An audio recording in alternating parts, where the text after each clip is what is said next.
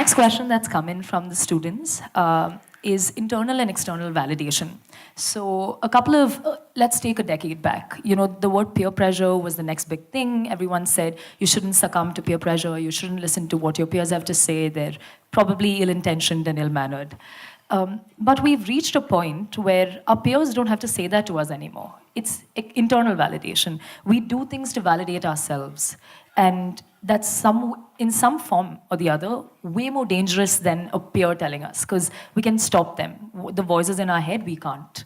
So how do we sort of cope with internal validation? I think or the necessity for internal validation? I already said that most people don't need enemies. They're just doing great by themselves. Now, see, when you say you're a human being, also connected with the previous question also, because you're still not fully settled.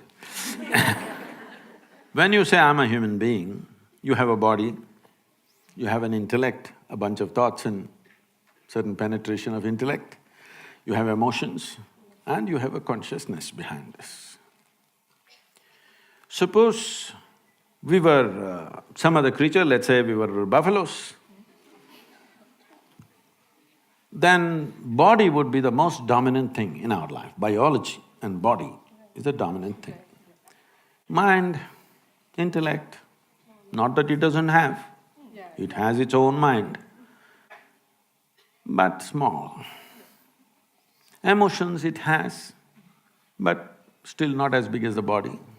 Consciousness it is not truly aware of. So essentially, body is the front end of a buffalo. What should be the front end of you among these four things? The mind, of course. No, that's why it's a mess.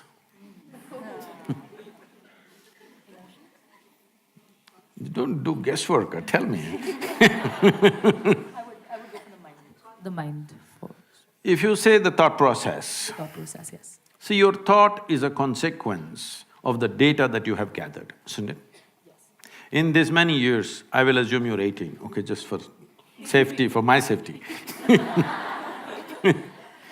In this little bit of time that you have, from birth to now, whatever data you have gathered, permutations and combinations of that is what is coming out as thought process. Thought is not coming from somewhere else. Yes? Only from the data. Do you believe you have all the data that is necessary to know the nature of your existence, the cosmos and the beginning and the end of everything? No. Whatever, if you've read the libraries of the world, still what you have is a minuscule. From this minuscule, you generate thoughts and you say, that should be the front end of your life. This is a European ailment. It's the Europeans who said thought is everything. You know Descartes? Yes. You are not philosophy, right? What are you? Science, okay. Avid philosophy. Okay. Descartes said, I think so I exist. I'm asking all of you, is it because you exist you may think, or because you think you exist? Which way is it? Because you exist, you may think.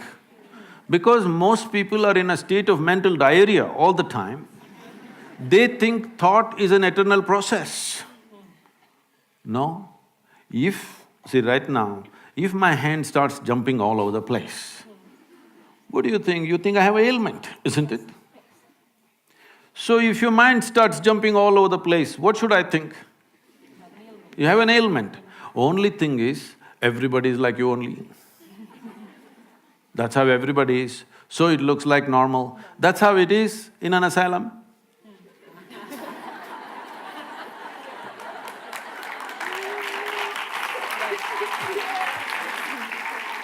Just because everybody's hand is jumping like this, does it become normal?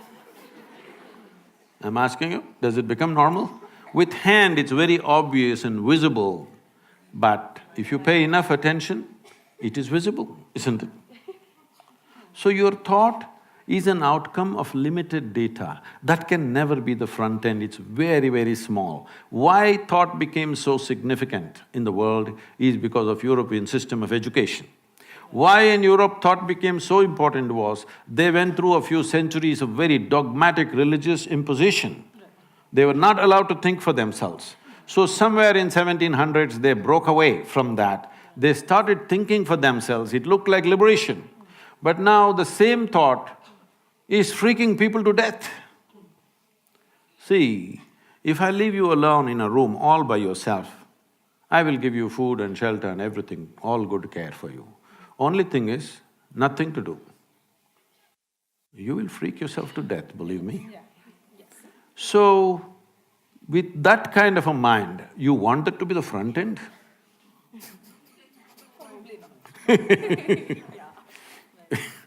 So, thought is a very, very limited thing. In the yogic culture, there is no significance to thought. We don't care what you think and feel. That may sound a little abrasive, but why I'm saying this is because we know what you can think and feel. It does not mean you are ever exploring anything new with your thought. You're only recycling the old data bin that you have. Endless recycling of what you already have. Nothing new will ever happen. This is why societies are going on talking the same rubbish forever. Centuries after centuries, they're discussing the same damn thing. We still can't figure out, well, the most fundamental thing, the biology, sexuality, we can't figure it out after millions of years of existence because thought-based. If you pay attention, simply you know what it is. You don't have to think about it. Only because we're thinking about it, it's getting all distorted in the mind. Otherwise, biology is quite clear-cut. There is no need to exaggerate it, nor to… Yes, there is no need to play it up or play it down, it is there to the extent it is there. In different creatures, it's at different levels. In different human beings also at different levels, you just do it, leave it at that level. It's just one more aspect. It's a physical platform for our existence, biology, isn't it? Now, you must decide what should be your front end.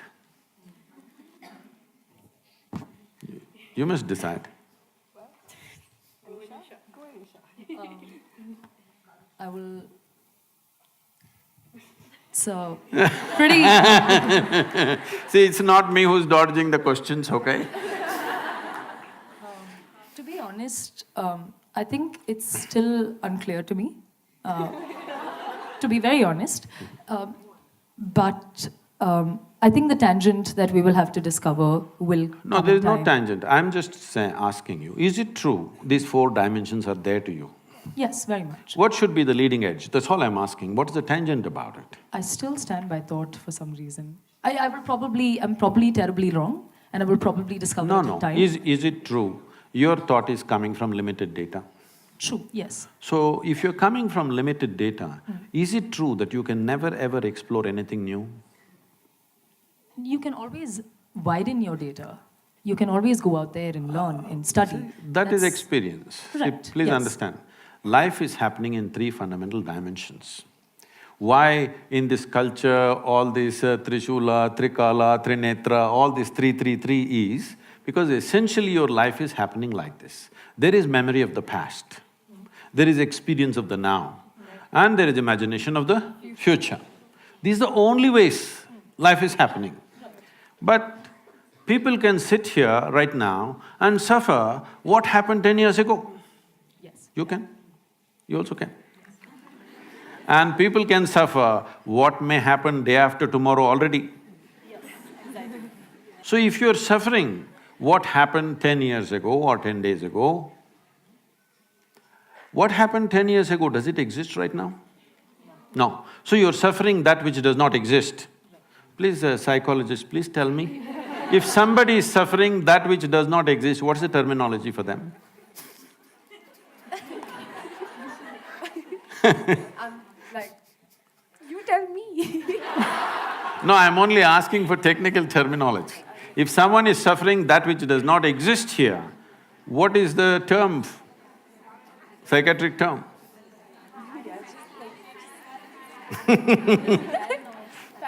Paranoia? Yeah. You Having can… my teachers help me a little. You can call it whatever you call it. I call it simply insanity.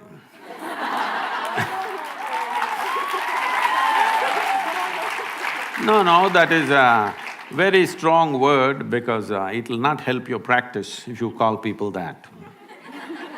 But the fact is, if I am suffering something which is not here, it amounts to insanity or no? Yes.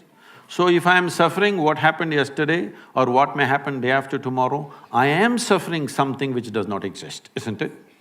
So essentially, there is… in this form of education, you have done no work as to how to manage the intellectual process. No work, simply it's going mad all the time. You don't know what is memory, what is experience, what is imagination, it's all mixed up. In this state, this intellect is not a possibility, it is only trouble. I must tell you this, 4 months ago, I think 4.5 months ago, a television anchor in Andhra Pradesh, a 34-year-old woman, she jumped off the 5th floor and killed herself. She left a note saying, "Nobody is responsible for my death, my brain is my enemy." Can you beat this? Well, she articulated it, but that's the truth with a whole lot of people, 90% of humanity. Their brain is their enemy. They don't need any external enemy. If they sit in one place, they poke themselves. So she killed herself, and this… I don't know if you saw this handwritten thing went all over on the televisions and everything.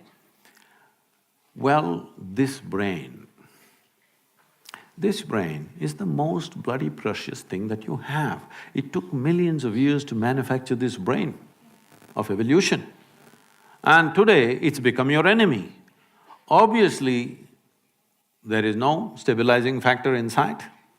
When we say stabilizing factor, we are not talking about taking tranquilizers or having a glass of something to become stable. There is a dimension beyond all this. It is on the platform of this life, we have slowly built this body, we built this mind, we built these emotions, isn't it? Isn't there no concern about that platform that you call as life?